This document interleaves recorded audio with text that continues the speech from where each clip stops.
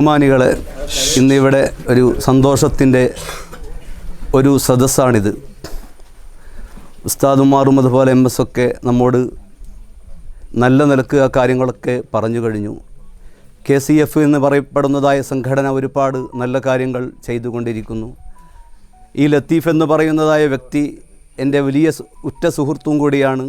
എപ്പോൾ ഗൾഫിൽ നിന്ന് വന്നാലും റൂമിലേക്ക് അദ്ദേഹം വന്ന് ഒരുപാട് വിഷമങ്ങൾ പറയും. 2 പെൺകുട്ടികളുണ്ട്, സ്വന്തമായൊരു വീടില്ല എന്നൊക്കെ ഈ അദ്ദേഹത്തിൻ്റെ ആ വേജാറുകളൊക്കെ മുമ്പിൽ പറയും. ഇൻഷാ അല്ലാഹ് എല്ലാം ശരിയാകുമെന്ന് പറഞ്ഞുകൊണ്ട് ദുആ ഒക്കെ നമുക്ക് ചെയ്യാമെന്നൊക്കെ ഞാൻ പറയും.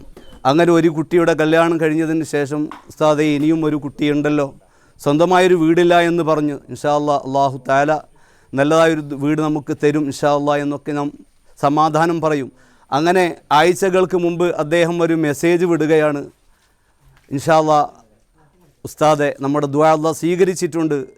KCF ഇതാ നമുക്കൊരു വീട് വാഗ്ദാനം ചെയ്തിട്ടുണ്ട്. എനിക്ക് വളരെ സന്തോഷമുള്ളതായ ദിവസങ്ങളാണ് എനിക്കുള്ളത് എന്ന് പറഞ്ഞുകൊണ്ട് അദ്ദേഹത്തിൻ്റെ ആ സന്തോഷം പ്രകടിപ്പിക്കുകയുണ്ടായി. അപ്പോൾ ഞാൻ ചുരുക്കി പറയുകയാണ്, സമയമില്ല.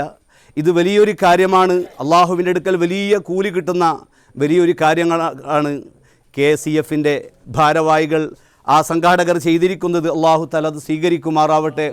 ഇതിനു വേണ്ടി നമുക്കെല്ലാവർക്കും, നാട്ടിൽപ്പെട്ട എല്ലാവരും ആ സംഘടനയ്ക്ക് വേണ്ടി ദുആ ചെയ്യേണ്ടതുണ്ട്.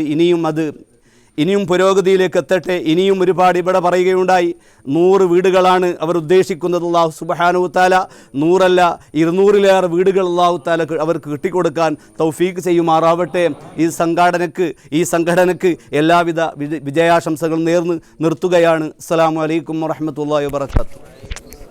ബഹുമാനികളെ, ഇന്നിവിടെ ഒരു സന്തോഷത്തിൻ്റെ ഒരു സദസ്സാണിത്. ഉസ്താദുമാറും അതുപോലെ MS ഒക്കെ നമ്മോട് നല്ല നിലക്ക് ആ കാര്യങ്ങളൊക്കെ പറഞ്ഞു കഴിഞ്ഞു. KCF എന്ന് പറയപ്പെടുന്നതായ സംഘടന ഒരുപാട് നല്ല കാര്യങ്ങൾ ചെയ്തുകൊണ്ടിരിക്കുന്നു. ഈ ലത്തീഫ് എന്ന് പറയുന്നതായ വ്യക്തി എൻ്റെ വലിയ ഉറ്റ സുഹൃത്തും കൂടിയാണ്. എപ്പോൾ ഗൾഫിൽ നിന്ന് വന്നാലും റൂമിലേക്ക് അദ്ദേഹം വന്ന് ഒരുപാട് വിഷമങ്ങൾ പറയും. 2 പെൺകുട്ടികളുണ്ട്, സ്വന്തമായൊരു വീടില്ല എന്നൊക്കെ ഈ അദ്ദേഹത്തിൻ്റെ ആ വേജാറുകളൊക്കെ മുമ്പിൽ പറയും. ഇൻഷാ അല്ലാഹ് എല്ലാം ശരിയാകുമെന്ന് പറഞ്ഞുകൊണ്ട് ദുആ ഒക്കെ നമുക്ക് ചെയ്യാമെന്നൊക്കെ ഞാൻ പറയും. അങ്ങനെ ഒരു കുട്ടിയുടെ കല്യാണം കഴിഞ്ഞതിന് ശേഷം ഉസ്താദേ ഇനിയും ഒരു കുട്ടിയുണ്ടല്ലോ, സ്വന്തമായൊരു വീടില്ല എന്ന് പറഞ്ഞു. ഇൻഷാ അല്ലാഹ് അല്ലാഹു തആല നല്ലതായൊരു വീട് നമുക്ക് തരും ഇൻഷാ അല്ലാഹ് എന്നൊക്കെ നാം സമാധാനം പറയും.